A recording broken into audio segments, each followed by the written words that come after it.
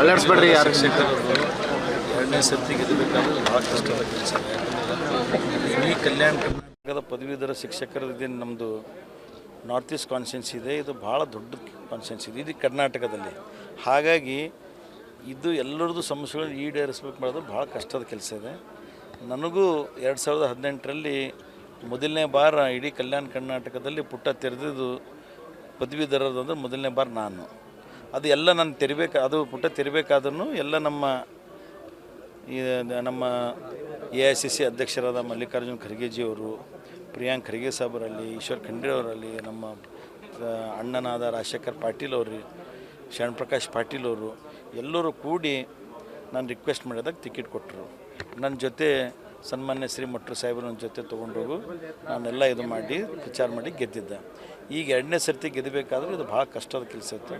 ನನಗೆ ಜನರು ಇವತ್ತೇನು ಶಿಕ್ಷಕರಲ್ಲಿ ಪದವೀಧರರು ನನ್ನನ್ನು ನಂಬಿ ಏನು ಗೆಲ್ಲಿಸಿದಾರ ಅವ್ರಿಗೆ ನಾನು ಚಿರನುರಿ ಆಗಿರ್ತೀನಿ. ಇನ್ನೊಂದು ಈ ಮುಂದೆ ಬರೋಂಥ ದಿನಗಳಲ್ಲಿ ಏನೇ ಸಮಸ್ಯೆಗಳಿದ್ದರೆ ನಾನೆಲ್ಲ ಈಡೇರಿಸ್ತೀನಿ ಅಂಥೇಳಿ ಹೇಳ್ತಾ ಇದ್ದೀನಿ, ಮಾಡಿ ತೋರಿಸ್ತೀನಿ ಎಲ್ಲ ಕೆಲಸ.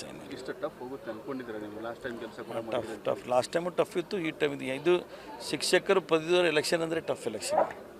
ಯಾಕಂದರೆ ಇದು ಏನಿದೆ ಸ್ಕ್ಯಾಟರ್ಡ್ ಇರುತ್ತೆ. ಎಲ್ಲಿ ನೋಡಿ ನಾನಿರೋದು ಬೀದರು, ಇದು ಹರಪನಹಳ್ಳಿವರೆಗೆ ಬರುತ್ತೆ, 780 ಕಿಲೋಮೀಟರ್ಸ್ ಆಗ್ತದೆ, 41 ತಾಲೂಕು ಇದೆ, 6600 ವಿಲೇಜಸ್ ಬರುತ್ತೆ.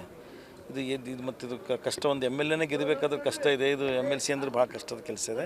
ನನಗೇನು ಈ ಪದವೀಧರರು ಶಿಕ್ಷಕರನ್ನ ನಂಬಿ ಮತವನ್ನು ಹಾಕಿದ್ದಾರೆ ಅವ್ರಿಗೆ ನಾನು ಚಿರನಿರಿ ಆಗಿರ್ತೀನಿ. ಅವ್ರಿಗೆ ನಾನು ಉದಯಪೂರ್ವಕ ಅಭಿನಂದನೆ ಸಲ್ಲಿಸ್ತೀನಿ. ಅವ್ರಿಗೆ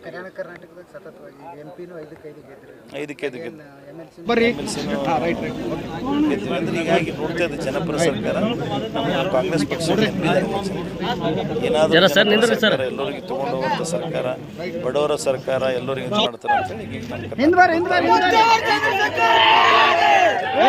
ಎರಡನೇ ಸರ್ತಿ ಜನರು ನಂಬಿಕೆ ಇಟ್ಟಿದ್ದಾರೆ ಅಂತ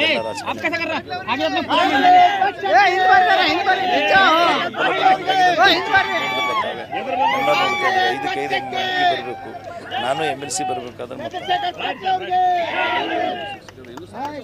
ಸಾಕಷ್ಟು ಸಮಸ್ಯೆಗಳ ಮುಂದೆ ಬರೋಂಥ ಏನೇ ಸಮಸ್ಯೆ